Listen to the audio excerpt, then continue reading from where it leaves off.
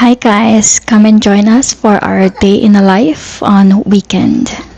Hey Google, what time does the sun rise? Today, the sun will rise at 6:58 a.m. So recently lang kami naging morning person. Ang sarap palang mag-walking ng early morning. So we don't have to think about it sa hapon and we do our errands after. So ayun na nga, nagising kami, nagready kami, and then nag-walking kami. Di ko na dinala yung phone ko. Okay. Oh, okay. So ayun na nga, aura-ara, kala mo naman talagang tumatakbo the whole time. Mga 1 minute lang yan. Kailangan mag-workout kasi malapit na yung holiday. So kakain tayo ng medyo madami-dami para naman may exercise tayo. Pangit ng beach today.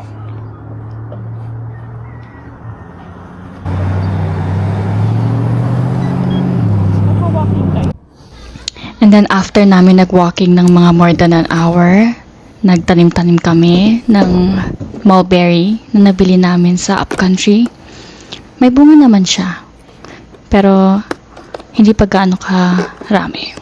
Todo effort si Hanyan pero binalik niya rin sa paso after 1 week. Nagbago yung isip niya. So after sayangin ni Hani yung oras niya sa pagtanim, pumunta na kami ng Costco. Saturday today. So busy. Pagkapasok namin, nakita namin agad yung Dubai chocolate. Nagdalawang isip pa kami kung kukunin ba namin o hindi kasi dapat diet kami. And then nakakita kami ng crabs. Ay, nag-crave kami ng Cajun. So go. Itong baked brie, ang sarap-sarap nito. Lumalabas lang to pag holidays, kaya kinuha na namin agad. 2 pang kinuha namin. And then may nakita kaming cheese souffle. Hindi namin masyadong favorite, pero kinain pa rin namin. And then tomato soup. Ang sarap niyan with grilled cheese. Comfort food namin yan ni Honey. Of course, every time pupunta kami ng Costco, kumukuha na rin kami ng tubig. And then nagre-recycle naman kami. So, chicken pot pie. Maganda to kasi ready to eat na. Microwave lang namin. Tsaka sale pa, so kumuha na kami. Kumuha na rin kami ng chuck rolls kasi masarap tong isahog or kaya masarap din i-pan fry. It's like a different type of cantaloupe. Sweeter though. Oh, sweeter. Mm-hmm. Kumuha kami ng Hami melon, masarap siya, super sweet. And kumuha na rin kami ng Korean pear, eggs, Coke Zero, alam niyo na. Masarap siya with ice. Kumuha naman tayo ng mushroom. The expiration. Kailangan natin ng white bread para sa grilled cheese natin for the tomato soup.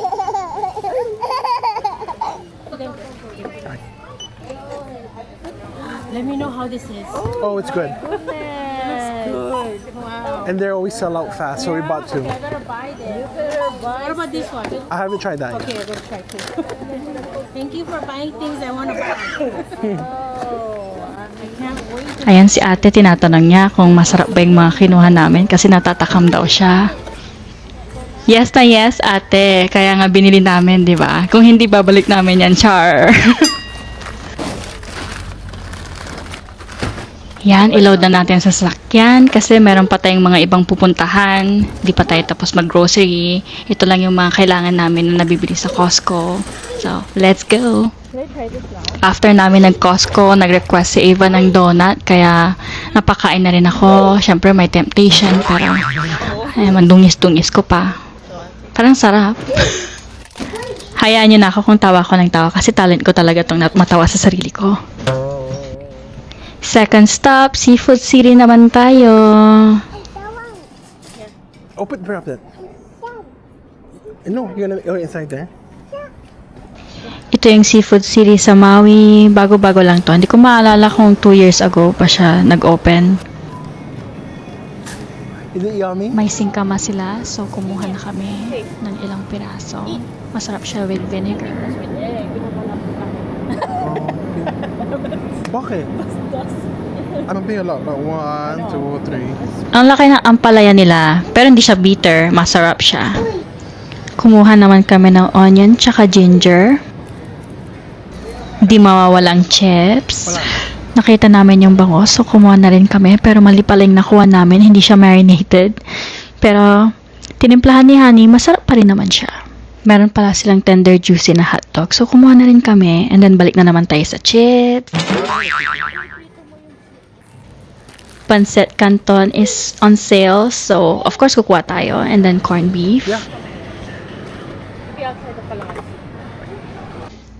Dato puti suka. Ito yung parang pinaka-close sa suka sa Pilipinas. So, ito yung gustong-gusto namin. Pero, ilang months na siya na out of stock. Nasa seafood section na tayo. Pero, hindi na kami bumili ng fish. Pero, sabi nila, you can buy fish and then they can cook it for you. Pero, kumuha lang kami ng tempura. Kasi, ang sarap. Hindi ko na alam kung ano pa yung mga ibang kinuha ko dito. Pero, kumuha pa kami ng condiments. Ayan, we're finally done shopping here at Seafood City. Ang sarap mag-shopping dito kasi feeling ko nasa Pilipinas ako. Parang nasa Robinson or CSI. Just add. Parang feeling at home ka. Yes, please.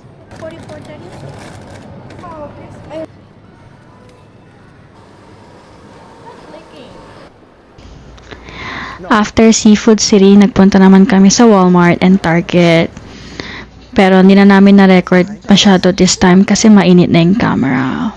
And then, nag-stop kami sa TJ Warehouse to get ready-made food na kasi gutom na kami this time. Kumuha lang kami ng spicy ahi poke dito, which is yung raw fish dito. At saka kumuha rin kami ng kimchi taco, which is octopus. Tsaka dito na rin kami kumuha ng bento para sa food ni Ava. She might want mini chicken katsu. So this is our last stop for today's video. After nito, nag-rest na kami. So next time we're gonna try to vlog more, but this is pretty much it. Thank you guys for watching. Subscribe to our channel. Bleh, joke lang.